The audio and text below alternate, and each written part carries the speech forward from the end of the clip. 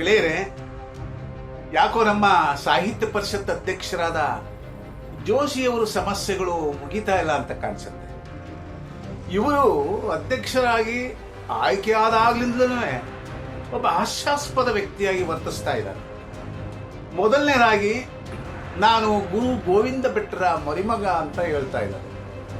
ಇದು ಗುರು ಗೋವಿಂದ ಭಟ್ರ ಜೀವನವನ್ನು ಗ್ರಹಿಸಿದವರಿಗೆ ಒಂದು ಅವಮಾನಕರ ಪ್ರಸಂಗ. ಇವರ ನಡವಳಿಕೆ ನೋಡಿದೆ. ಆ ನಂತರ ಅವರು ಅತಿ ಹೆಚ್ಚು ಮತಗಳನ್ನು ಪಡೆದು ನಾನು ಗೆದ್ದಿದ್ದೀನಿ ಅಂತ ನಾನೇ ನೋಡಿದಂಗೆ ಇವರು ಚುನಾವಣೆಯಲ್ಲಿ ಸಕ್ರಿಯವಾಗಿ ಭಾಗವಹಿಸಿದ್ರು. ಅಂತಹ ಚುನಾವಣೆಯಲ್ಲಿ ಇವರು ಎಷ್ಟು ಮಟ್ಟಿಗೆ ಬಹುಮತ ಪಡೆದಿರಬಹುದು ಅನ್ನೋ ಅನುಮಾನ ಆಗುತ್ತೆ. ಆ ನಂತರ ಇವರು ಹಿಂದಿನ ಸರ್ಕಾರದಲ್ಲಿ ನನಗೆ ಸಚಿವನ ಸ್ಥಾನಮಾನ ಬೇಕು ಅಂತ ಹೇಳಿ ಗೂಟುದಕಾರಂತೆ ಅದನ್ನೆಲ್ಲ ಪಡ್ಕೊಂಡು, ಆ ನಂತರ ಅವರ ಗುರುತಿನ ಚೀಟಿಯಲ್ಲಿ ನಾಡೋಜ ಮಹೇಶ್ ಜೋಶಿ ಸಚಿವರ ಸ್ಥಾನಮಾನ ಪಡೆದ ವ್ಯಕ್ತಿ ಅಂತೇಳಿ ನಮೂದಿಸಿಕೊಂಡಿದ್ದಾರೆ. ಸಾಹಿತ್ಯ ಪರಿಷತ್ನಲ್ಲಿ ಆಗಬೇಕಾದ ಕೆಲಸಗಳನ್ನು ಬಿಟ್ಟರು ತನ್ನ ಸ್ಥಾನಮಾನದ ಘನತೆಯನ್ನೇ ಹೇಳ್ಕೊಂತಿರ್ತಾರೆ. ಇವ್ರ ಬಗ್ಗೆ ಬರೆಯೋರು ಕೂಡ ನಾಡೋಜ ಅನ್ನೋ ಪದವನ್ನು ಬಿಟ್ಟು ಬರೀತಾ ಇಲ್ಲ.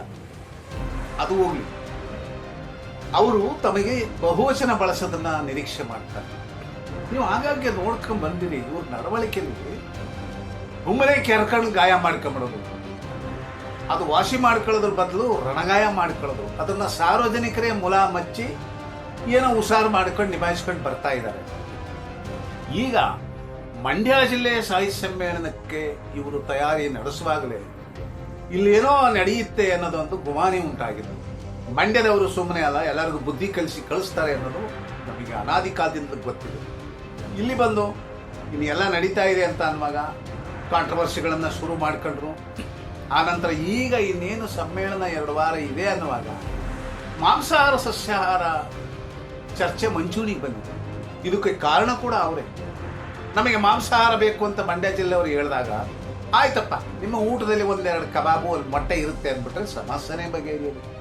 ಬಟ್ ಮಾಂಸಾಹಾರ ಕನಿಷ್ಠವಾಗಿ ಮಾತನಾಡ್ತಾರೆ, ಅದು ತಂಬಾಕಿನ ಲೆವೆಲ್ಗೆ ಇಳಿಸಿ ಮಾತನಾಡ್ತಾರೆ.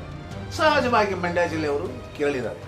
ಮಂಡ್ಯ ಜಿಲ್ಲೆಯವರು ಇತ್ತೀಚೆಗೆ ಬೀಗರೂಟ ಆಗಲಿ ತಿಥಿ ಆಗಲಿ ಭೀಕರವಾದ ಮಟನ್ ಊಟ ನಡೆಸ್ತಾ ಇದ್ದಾರೆ. ಅದು ಸುಮಾರು 80% ಐತೆ.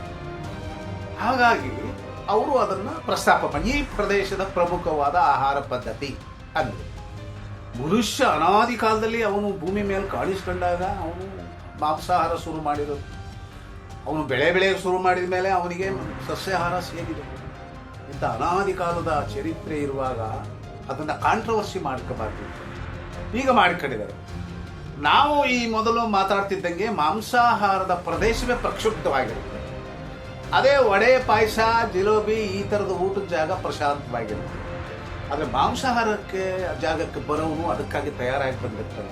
ಇದೇನೋ ಸಮಸ್ಯೆ ಅಂತ ನಾವು ಚರ್ಚೆ ಮಾಡುವಾಗ, ಆದರೆ ಮಾಂಸಾಹಾರ ಜನ ಕೀಳು, ಸಸ್ಯಾಹಾರದವರು ಶ್ರೇಷ್ಠ, ಮೊಟ್ಟೆ ಕೊಡಬಾರದು ಮಕ್ಕಳಿಗೆ, ಈ ಚರ್ಚೆ ಏನಿದೆಯಲ್ಲ ಇದು ಸಾಮಾಜಿಕವಾದ ಕ್ಷೋಭೆ ಉಂಟು ಮಾಡೋ ಸಂದರ್ಭ.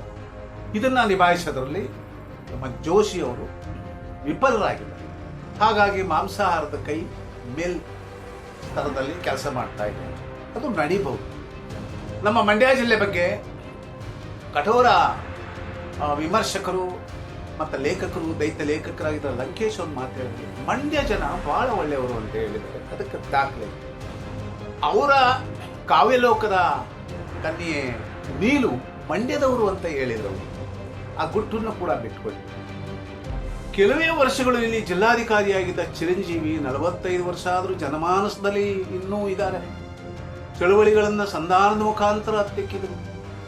ಅವರು ನಮ್ಮ ತಂದೆಯ ಸಂಸ್ಕಾರವನ್ನು ಮಂಡ್ಯದಲ್ಲಿ ಮಾಡಿದ್ದೀನಿ, ತಾಯಿ ಸಂಸ್ಕಾರ ಪಂಜಾಬಲ ಆದರೂ ಅವರ ಅಸ್ಥಿ ತಂದೆಯಲ್ಲಿ ಬಿಟ್ಟಿದ್ದೀನಿ, ನನ್ನ ಸಂಸ್ಕಾರ ಕೂಡ ಮಂಡ್ಯದಲ್ಲಿ ಆಗ್ತಾ ಇದ್ದಾರೆ ಅಂತ ಕಣ್ಣೀರು ಬರುವ ಮಾತನ್ನ ದಾಖಲಿಸಿದ್ದಾರೆ.